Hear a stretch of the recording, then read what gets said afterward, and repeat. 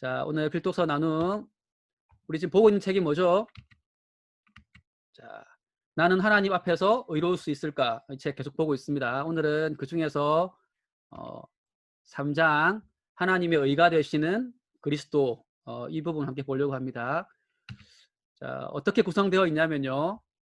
제일 첫 번째 부분은 그동안 우리가 본 게 뭐냐면 우리는 우리 스스로 하나님 앞에서 의롭다 하심을 얻을 수 없다. 그 이야기했어요. 우리가 할 수 없다. 우리가 할 수 없기 때문에 하나님께서 허락하신 대체 방법이 뭐가 있는가 보고, 그 대체 방법이 뭐죠? 예수님인데 예수님이 어떻게 우리를 대신해서 하나님의 의가 되셨는가 보고, 그 다음에 그 의가 우리에게 어떻게 유익을 끼치는가, 마지막으로는 그 예수님이 이루신 그 의와 우리의 행위가 서로 비교했을 때 어떠한가, 이 비교할 수 없다라는 것을 마지막으로 이야기하고, 뒷부분에 이제 부록으로 신앙 고백에 대해서 좀 다루고 이렇게 넘어갑니다. 한번 봅시다. 자, 중간중간에 제가 말씀 읽힐 거예요. 그러니까 긴장을 늦추지 마시고, 누가 할지 모르니까 집중하십시오. 자, 제일 첫 번째, 지금 하나님께서 허락하신 대체 방법을 다룰 때 제일 중요한 게 뭐냐면은, 우리에게 없는 게 뭐가 있죠? 책 제목이 뭡니까? 의롭다 하시면 얻을 수 있는가, 우리가. 그러니까 우리에게는 의가 없어요. 의라고 하는 게 뭐죠? 의롭다. 제가 몇 번 이야기했는데, 저 사람이 의롭다 할 때 성경이 말하는 기준은 뭐냐면 하나님과의 관계가 바르다, 그런 뜻이에요. 관계가 바르다. 그러면 하나님과 인간 사이에, 창조주와 피조물 사이에 관계가 바르려면 뭐가 필요할까요? 하나님이 아담에게 요구하신 것 뭡니까? 말씀에 순종하라. 그러니까 말씀에 순종하면 하나님과 우리 사이의 관계가 바른 거고, 그거를 의롭다 이렇게 이야기를 하는 겁니다. 자, 그런데 우리는 이제 죄를 지었고 또 말씀에 온전히 순종할 수 없기 때문에 의롭지 못한 거죠. 자, 이제 이런 사람의 타락한 본성을 잘 아시는 하나님께서 대신할 다른 방법을 주시죠. 그게 바로 뭐냐면 예수 그리스도로 하여금 우리를 대신해서 뭐를 의를 획득하게 하시는 거죠. 그렇죠? 그래서 예수 그리스도가 하나님이 요구하시는 그 의를 이루시고, 그 의를 우리의 의가 되도록 하시는 거예요. 자, 요 관련, 이게 그냥 우리가 뭐 생각해낸 말이 아니고 이거 다 성경에 나와 있는 내용입니다.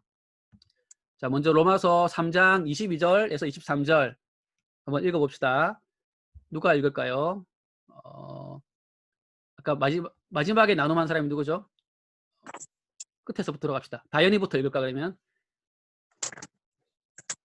말씀 한번 읽어주세요, 다현이. 이제는 율법에 하나님의 한 의가 나타났으니 율법과 선지자들에게 증거를 받은 것이라.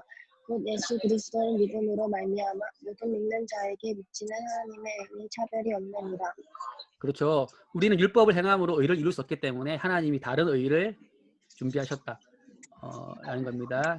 곧 누구죠? 예수 그리스도. 예수 그리스도가 우리 의가 되신다는 겁니다. 자, 그 다음 또 빌립보서 3장 9절. 아까 누가 했더라? 자, 그럼 마음대로 할게요, 그냥. 은진이. 그 안에서 발견되려 함이니 내가 가리내는 율법에서 난 것이 아니요 오직 그리스도를 믿음으로 말미암은 것이니 곧 믿음으로 하나님께부터 난 의라. 우리 안에서 의가 나오는 것이 아니라 하나님께로부터 예수 그리스도를 통하여서 우리에게 의가 주어진다라는 것을 알 수가 있습니다. 자, 두 번째 부분. 예수님은 어떻게 하나님의 의가 되셨는가? 이 부분 한번 보겠습니다. 자, 크게 두 가지예요. 어떻게? 방법은 크게 두 가지인데, 첫 번째는 예수님의 능동적인 순종을 통해서 의를 이루셨어요. 이게 뭔지 한번 봅시다. 자, 예수님은 어떻게 하나님의 의가 되셨을까? 어떻게? 먼저 예수님은 이 세상에 오셔서 하나님의 모든 뭐에? 율법에 어떻게 하셨죠? 순종하셨습니다. 제가 아까 하나님과 사람 사이의 바른 관계는 뭐라 했죠? 하나님 말씀에 사람이 순종하는 것, 그게 바른 관계잖아요. 그래야지만 그 관계가 바로 되어지고 그걸 의롭다 이렇게 말한다 그랬죠. 그러니까 예수님이 그걸 하신 거예요. 우리 대신. 원래 우리가 해야 되는데 우리를 대신해서 율법에 순종하심으로써. 근데 이걸 무엇인가를 하는 거잖아요. 그러니까 이거를 능동적 순종이다 이렇게 말해요. 예수님이 율법에 순종하는 행동을 통해서 하나님 요구하시는 그 의를 이루었죠. 자, 예수님이 어떤 식으로 의를 이루셨냐, 율법에 순종하셨냐 했을 때에 첫 번째는 뭡니까? 세례예요, 세례. 마태복음 3장 13절에서 14절 보면은 예수님이 세례를 받으십니다. 이 말씀 보면 알겠지만은 사실 예수님은 세례 받을 필요가 없죠. 왜? 죄가 없기 때문에. 세례는 죄를 씻는 건데 원래는 할 필요가 없어요. 근데 우리를 대신해서 율법이 요구하는 그 세례를 대신 받으신 거죠. 순종하신 겁니다. 또, 자, 그 다음 말씀 누가 읽어볼까? 현지 한번 읽어볼까? 그때 예수께서 성령에게 이끌리어 마귀에게 시험을 받으러 광야로 가서 자, 예수님이 광야에서 마귀의 시험을 이기실 때 어떻게 하십니까?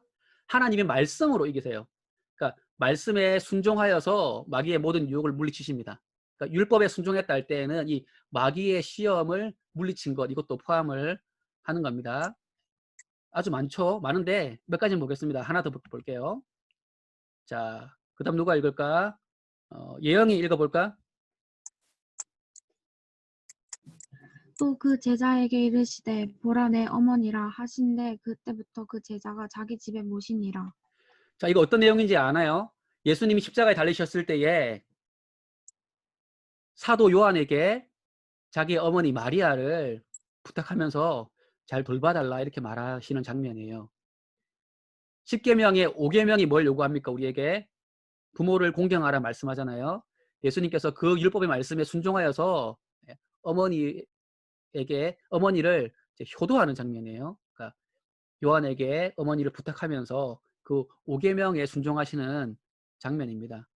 이를 비롯해서 수없이 많은 그 예수님의 그 율법에 순종하신 모습들이 성경에 기록되어 있습니다. 자, 그러면 첫 번째는 능동적 순종이고, 자, 두 번째 예수님은 어떻게 하나님의 의가 되셨는가? 두 번째는 수동적 순종이에요. 뭔가를 한다라기보다는 이제는 자기 자신을 내어주시는 거죠. 조금 수동적인 거예요, 이거는. 자, 뭔가를 받으시는 거죠. 자, 예수님은 어떻게 하나님의 의가 되셨을까요? 예수님은 이 세상에 오셔서 완전한 뭐를 이루셨죠? 네, 속죄를 이루셨습니다. 자, 속죄라는 건 뭐냐면은 벌을 받는 거예요. 이게 좀 수동적인 거죠. 원래는 사람이 하나님의 그 율법을 어겨서 죄에 대한 벌을 받아야 되는데 우리 대신해서 예수님이 대신 벌을 받으신 거죠. 수동적인 거예요, 그게. 네. 속죄를 이루셨습니다. 자, 말씀 같이 한번 읽어볼까요? 누가 할까? 성진이 한번 읽어볼까? 하나님이 죄를 알지도 못하신 이를 우리를 대신하여 죄로 삼으신 것을 우리로 하여금 그 안에서 하나님의 의가 되게 하려 하심이라. 이 보세요. 여기 재밌는 표현이 있어요. 예수님을 죄로 삼았다 이렇게 나옵니다. 죄로 삼았다. 이게 무슨 말이냐면요. 예수님은 죄가 없으신데 죄인 취급을 했다 이런 말이에요. 죄인 취급했다. 네. 그래서 원래는 우리가 받아야 되는 그 죄에 대한 벌을 예수님이 대신 받으심으로써 그 예수님 안에서 우리가 하나님의 의가 되게 하시려고 예수님이 우리가 받아야 될 벌을 대신 받으신 거예요. 수동적인 순종이다 이렇게 말할 수 있습니다. 자, 그래서 요 능동적 순종과 수동적 순종이라는 이 개념을 알고 있으면은 지금 이 질문에 답을 할 수 있어요. 여러분, 예수님이 십자가에 죽으시는 게 목적이라면은 그게 뭐죠? 수동적 순종이죠, 그죠? 예. 우리가 받아야 될 벌을 예수님이 대신 받으시는 것, 이게 수동적 순종인데 그것만 있으면 우리가 하나님과 의로운 관계를 회복할 수 있다면 그냥 태어나자마자 예수님이 죽으시면 돼요. 그런데 굳이 예수님은 33년이라고 하는 삶을 사십니다. 사시면서 뭘 하시죠? 율법에 순종하세요. 왜 그렇게 하시죠? 뭘 때문입니까? 예, 적극적이고 능동적인 순종을 하기 위해서. 그러니까 말씀에 순종함으로 하나님의 의를 이루시기 위해서 그렇게 하신 거예요. 자, 예수님은 그래서 하나님의 의가 되셨는데 그게 이제 우리에게 어떤 유익이 있는지 한번 봅시다. 첫 번째, 자, 예수님은 일단 능동적 순종으로서 율법에 순종하시고 또 수동적 순종으로서 우리 대신 벌을 받으심으로써 그죠? 우리를 대신하여서 우리가 얻을 수 없는 그 의로움을 대신 얻었어요. 그죠? 그러므로 이 의로움이라고 하는 거는 우리 안에 있는 게 아니고 어디에 있죠? 우리 바깥에 있죠. 그래서 루터는 이것을 가리켜 뭐라고 합니까? 외부의 의다 이렇게 말합니다. 그 영어 보세요. 영어 표현이 재밌어요. alien. alien이라고 하는 영어 압니까? 외계인을 가리키는 거죠. 그죠? 바깥에서 지구 바깥에서 온 존재를 alien이라고 하는데요. 그 똑같은 말을 쓰고 있어요. 그러니까 우리 안에서 어떤 의가 생겨나거나 우리가 뭐 의를 이루거나 하는 게 아니라 예수님이 이미 이루신 의 그것이 우리에게 주어지는 겁니다. 자, 사도행전 13장 38절에 39절이 이 내용을 말해주고 있어요. 자, 세환아 마이크 돼? 세환이가 한번 읽어볼까? 네. 그러므로 형제들아 너희가 할 일은 할 것은 이 사람을 힘입어 죄 사함을 너희에게 전하는 이것이며 또 모세의 율법으로 너희가 의롭다 하심을 얻지 못하던 모든 일에도 이 사람을 힘입어 믿는 자마다 의롭다 하심을 얻은 이것이라. 자, 보세요. 우리 안에서 의가 생겨나는 게 아니죠. 이 사람 누구죠? 예수 그리스도. 우리 바깥에 계신 분이 예수님은 우리가 이제 그 초등부나 이렇게 중고등부 때 예수님 어디 계십니까? 이렇게 말하면은 우리 마음에 계세요. 이렇게 말하지만 엄격한 의미에서 예수님은 우리 마음에 계신 게 아니고 어디 계시죠? 하나님 보좌 우편에 계십니다. 우리 마음에 계신 분은 누구죠? 성령 하나님. 그러니까 그리스도의 영이시기 때문에 성령 하나님이 우리와 함께 하시는 게 곧 예수님이 우리와 함께 하시는 것과 같아요. 사실은. 같지만은 그러니까 엄밀하게 따지면은 사도신경에 나오는 것처럼 예수님은 어디 계십니까? 하나님 보좌 우편 외부에 계세요. 우리의 외부에. 그 외부에 계신 예수님을 힘입어서 우리가 의롭다 하심을 얻는다. 이렇게 말하고 있습니다. 자, 근데 그 바깥에 있는 게 어떻게 우리에게 주어지는가? 이걸 봐야 되겠죠. 바깥에 있는 게. 자, 죄인은 하나님께서 위에서 내려주시는, 그러니까 우리 바깥에서 주시는 그 낯선 의, 왜냐면 우리 안에 없기 때문에 낯선 의죠. 예. 그것을 어떻게 함으로써? 예. 믿음으로써 이렇게 됩니다. 예. 그러니까 우리가 뭔가 행동을 통해서 뭔가를 고쳐가지고 우리가 만들어낸 의를 가지고 의로워지는 게 아니고 하나님께서 주시는, 그러니까 선물로 주시는 우리 안에 없는 그 낯선 의를 어떻게 함으로써? 믿음으로써 의로워지게 되는 겁니다.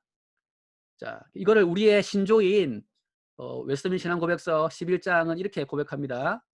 자, 이건 아니다 라는 거예요. 외부에서 우리가 주어지는 건데 첫 번째 이건 아니다 라는 거예요. 하나님께서 효력 있게 부르신 자들을 값없이 의롭다 칭하시니 그들 속에 의를 뭐 함으로써가 아니라 자, 주입함으로써가 아니라 주입하시는 게 아니에요. 주입한다는 말은 뭐냐면요. 주입은 그야말로 주사처럼 그러니까 마치 무슨 의로움이라고 하는 게 있으면 그거를 우리 안에 이렇게 집어넣어서 그게 우리 안에 의가 있도록 하시는 게 아니다 이렇게 말씀하고 있어요. 이게 왜 중요하냐면 천주교는 이렇게 믿어요. 예수님의 의가 우리에게 주어진다. 주입된다. 그리고 우리가 선을 많이 행하고 하면은 또 우리 안에 의가 쌓인다. 그래서 예를 들면 구원을 받는 데 필요한 의가 레벨로 치면 100이 있는데 그게 최고가 될 때는 언제죠? 처음 세례 받을 때는 이게 최고가 되는 거예요. 그 상태에서는 구원을 받는 거죠. 완벽하게 의로우니까. 근데 문제가 뭡니까? 우리 차에다가 휘발유를 집어넣으면은 처음에는 꽉 채워놔도 다니다 보면 어떻게 되죠? 내려가죠, 계속. 그런 것처럼 하나님의 의가 우리에게 주어졌는데, 주입됐는데, 살다 보면 계속 죄를 짓잖아요. 그죠? 그럼 죄를 지으면 이 의가 손상되는 거예요. 계속 깎이는 거죠. 그래서 뭘 합니까? 고해를 하고, 그 다음에 고행을 하고, 뭐 이렇게 하면서 깎여진 의를 100이었는데 90을 깎였다. 나머지 10을 채우기 위해서 신부에게 가가지고 고해 성사를 하는 거예요. 그러면 신부가 이렇게 해라. 시키는 대로 하면은 또 그 의가 채워진다. 채워져야지만 천국 간다 생각하는 거예요. 근데 죽는 순간에 이게 100이 안 됐다. 그러면은 천국 가는 것도 아니고 지옥 가는 것도 아니고 어디 간다 그랬죠? 제가 말했는데 연옥. 지옥과 천국 사이에 연옥이라고 하는 개념을 자기들이 만들어냈어요. 연옥에 가가지고 100이 돼야 천국 가는데 너의 의는 지금 90 정도니까 나머지 그 10에 대해서 뭐 벌을 받아라. 그래서 연옥에서 어느 일정 기간을 지나고 나면은 그 벌을 받고 나면은 천국으로 점프한다. 그렇게 생각해요. 그러니까 천주교인들은 구원의 확신이라고 하는 게 없죠.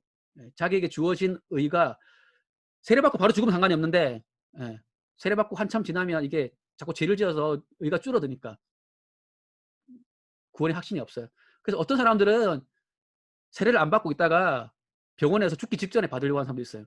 죽기 직전에 받으면은 이 의가 충만한 상태에서 천국 갈 수 있다 이렇게 믿기 때문에 잘못된 믿음이죠. 성경에 그렇게 말하지 않습니다. 자, 뭐 어떻게 해서 우리가 의롭다 칭함받습니까? 자, 이게 정답이죠. 자, 웨스트민스터 대교리 문답 70문 칭이란 무엇입니까? 라는 질문에 대해서 자, 밑에 하나님께서 그들에게 뭘 하시냐면요. 전가하신다. 전가. 예수님의 것을 우리의 것으로 여겨주시는 거죠. 좀 어려운 말인데요. 이거 근데 우리가 평소에 많이 씁니다. 이 말. 책임 전가 이런 말 들어봤죠? 책임 전가. 이게 나쁜 말이죠. 사실은. 나쁜 말인데 내가 짓지도 않은 죄를 누군가가 나에게 뒤집어 씌우는 거를 책임 전가 이렇게 말하죠. 이건 나쁜 의미고 좋은 의미의 전가가 있어요. 그죠? 예를 들면은 두 사람이 어떤 일을 했어요. 사실은 내가 잘해가지고 어떤 좋은 결과가 나왔어. 근데 상급자가 칭찬을 한단 말이에요. 그럴 때에 그 옆에 있는 이 사람이 열심히 해가지고 이렇게 된 겁니다. 이렇게 내가 잘한 거를 옆 사람에게 이렇게 그 칭찬을 전가할 수 있죠. 예, 그런 개념이에요. 그러니까 예수님이 우리를 위하여서 능동적 순종과 수동적 순종을 통해서 의로움을 이루셨는데 그 의로움을 우리의 것으로 여겨주시는 것, 그걸 전가라고 합니다. 예. 실제로 우리가 우리 안에 의로움이 막 주입된 게 아니에요. 물론 우리가 이제 부활하게 되면 나중에는 더 이상 죄를 짓지 아니하는, 더 이상 썩지 아니하는, 죄를 지을 가능성조차도 없는 그러한 영화로운 몸이 되겠지만, 영화로운 인격체가 되겠지만 지금은 여전히 우리가 죄를 짓잖아요. 그죠? 완벽하게 의로운 건 아닙니다. 그런데 예수님의 그 의를 우리에게 전가하셔서 의롭다라고 칭해주는 거죠. 여겨주는 거죠. 불러주는 겁니다. 그렇게. 자, 이제 마지막으로 우리의 행위와 비교할 수 없는 하나님의 의에 대해서 한번 봅시다. 자, 그리스도의 순종과 속죄, 능동적 순종과 수동적 순종을 통해서 얻은 그 하나님의 의는 우리의 행위와 노력으로는 얻어낼 수 없는 완전한 의예요. 그러니까 예수님의 그 의는 우리가 뭔가 더 채워가지고 완성해야 되는 게 아니고 이미 완성된 완전한 의죠. 왜 그러냐면 하나님이 죄인에게 요구하시는 게 있는데요. 그건 뭐냐면 하나님의 거룩하심과 그 공의로움을 만족시키기를 원하세요. 근데 예수님의 그 순종과 속죄가 그 만족을 한 거죠. 자, 설명을 다시 해볼게요. 우리 지난번에 배웠던 것처럼 하나님의 속성 가운데 중요한 것 중에 하나가 이게 바로 거룩과 공의입니다. 거룩은 뭘 요구하죠? 우리에게 하나님은 흠이 없고 정결한 분이세요. 그래서 죄를 짓지 않고 하나님 말씀에 완전하게 순종하길 원하시는 거죠. 그게 하나님 요구하시는 거룩이에요. 거룩. 근데 우리가 그 거룩을 이루지 못하니까 예수님이 어떻게 하시죠? 네. 능동적 순종을 통해서 율법을 다 지키는 걸 통해서 하나님 요구하시는 그 거룩의 성품이 요구하시는 그것을 만족시키시는 거죠. 자, 공의, 하나님의 성품 중에 이 공의의 속성이 요구하는 건 뭐죠? 죄를 지었으면 벌을 받아야지. 이게 공의예요. 그렇죠? 우리에게 그걸 요구해요. 영원한 형벌이라고 하는 그 벌을 요구하는 거예요. 그게 공의로운 거죠. 근데 우리는 그걸 이룰 수 없죠. 우리가 벌을 다 받으면 상관이 없는데 그 영원한 벌이기 때문에 우리는 벌을 다 받을 수가 없어요. 그래서 누가? 예수님께서 대신 벌을 받으신 거죠. 수동적 순종. 예수님은 무한하신 하나님이시기 때문에 그 무한한 벌, 영원한 벌을 단번에 받으실 수가 있는 거죠. 그래서 벌을 다 받으셨어요. 그래서 공의를 이루신 거죠. 하나님의 그 거룩과 공의의 성품이 요구하는 것에 만족을 시키셨기 때문에 예수님이 이루신 그 의는 완전하고 우리의 행위를 통해 할 수 있는 것하고는 비교할 수 없는 완전하고 온전한 의다, 이런 뜻입니다. 자, 여기까지는 책 내용 3장 내용이고, 뒷부분에 신앙 고백 내용이 좀 달려 있습니다. 신앙 고백 안에 이런 내용들이 잘 들어있기 때문에 우리가 신앙 고백 공부를 좀 해야 되는데요. 자, 한번 봅시다. 자, 하이델베르크 요리문답이라고 하는 게 있어요. 지금 소개할 그 신앙 고백들은 만들어진 시기와 상황이 다르기 때문에 어떤 표현 방식이나 구성은 다르지만 그 안에 담겨 있는 신앙 고백 자체는 동일한 신앙이에요. 종교개혁의 그 신앙 담겨 있는 겁니다. 자, 하이델베르크 요리문답은 1, 2, 3부로 나눠져 있어요. 1부 내용은 뭐죠? 1부는 인간이 죄로 인해서 얼마나 비참한 상태인가. 예. 그러니까 그 율법을 어긴 그 죄인의 그 비참한 상태에 대해서 이야기를 해줍니다. 2부는 그러면 그 비참한 죄로부터 어떻게 구원받을 수 있는가. 주로 사도신경 내용을 주로 다뤄요. 예수 그리스도를 통한 구속에 대해서 알려주고 있습니다. 자, 3부는 그러면 구원받은 자로서 어떻게 감사하면서 살아갈 것인가. 10계명을 통해서 우리 삶의 원칙을 발견하고 또 주기도문을 통해서 우리가 꾸어야 될 꿈이 무엇인가, 우리의 소망이 무엇인가, 이런 것들을 말해주고 있는 게 하이델베르크 요리문답 내용입니다. 자, 그 다음, 자, 우리는 전통적 우리의 신조를 한다. 우리 강령할 때 이야기 하는 거죠. 자, 그 세 가지 한번 봅시다. 기독교 주요 교리를 33개 조항으로 정리한 게 뭐죠?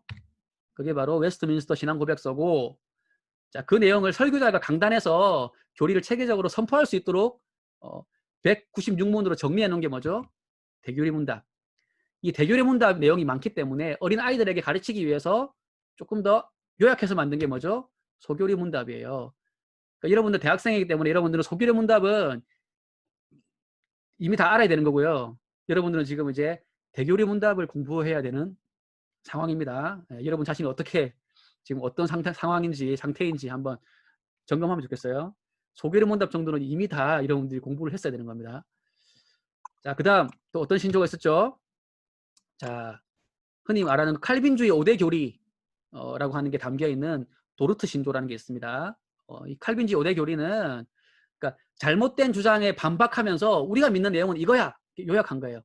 그러니까 우리가 믿는 내용의 전체가 아니고요. 잘못된 그 5가지를 주장하니까 아르미니우스의 제자들이 주장하니까 그 5가지가 아니고 우리가 믿는 건 이 5가지야, 이렇게 이야기하는 거예요. 우리가 믿는 개혁주의, 칼빈주의가 이 5가지로 다 요약되는 게 아닙니다. 5가지로 주장한 내용이 잘못됐기 때문에 그걸 반박하면서 말한 5가지입니다. 어떤 내용이죠? 첫 번째, 인간의 전적 부패.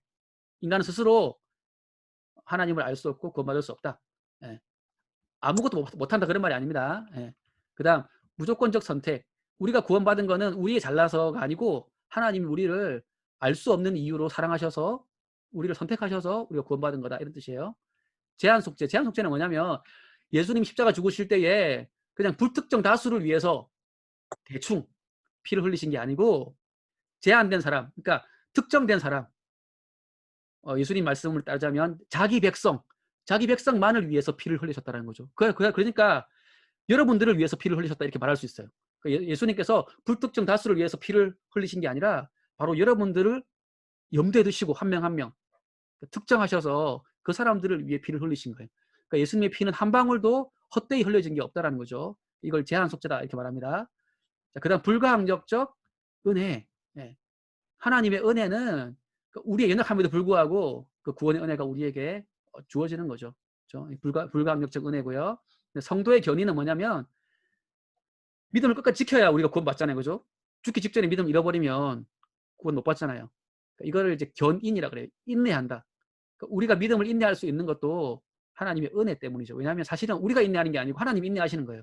우리를 바라보시면서 사실은 하나님이 끝까지 인내하셔서 우리를 붙드셔서 구원에 이르도록 완성되도록 하시는 거죠. 자, 이걸 영어로 했을 때에 첫 글자 그 이니셜을 따가지고 TULIP, 그래서 튤립이라고 부릅니다. 칼빈주의 5대 교리를 튤립 교리다, 이렇게 부르기도 합니다. 자, 제가 점검 문제에는 안 넣었는데 하나 더 나옵니다, 교리가. 자, 이 마지막입니다. 그건 뭐냐면, 자, 벨기에 신앙 고백서 혹은 뭐 벨직 신앙 고백서 혹은 네덜란드 신앙 고백서 이렇게 부릅니다. 왜냐하면 옛날 벨기에는 지금의 프랑스, 그다음에 네덜란드, 벨기에 요 지역하고 약간 겹쳐 있었거든요. 지금이랑 좀 달라서. 그래서 그때 당시엔 벨기에였지만 지금으로 치면 또 네덜란드하고도 겹쳐져 있어요. 어쨌든 이 벨기에를 다스리는 왕이 그 교회를 핍박했어요. 그래서 그 핍박에 맞서서 우리가 믿는 신앙이 무엇인지를 이렇게 잘 진술한 고백서가 이 벨기에 신앙 고백서입니다. 자, 이 벨기에 신앙 고백서를 누가 썼냐면 퀴도 드 브레라고 하는 사람이 썼는데요. 이걸 썼다는 이유로 1567년에 순교하게 됩니다. 그러니까 우리가 지금 고백하고 있는 신앙 고백, 우리는 그냥 너무나 자연스럽게 쉽게 설명하지만 이 당시에는 그 신앙 고백을 가지고 있다는 이유만으로, 그걸 고백했다는 이유만으로 순교당하는 그런 일들이 있었다. 라는 겁니다. 순교를 통해서 지켜낸 전수해준 귀한 거다. 이런 말입니다. 자, 여기까지고요. 자, 혹시 질문 있습니까?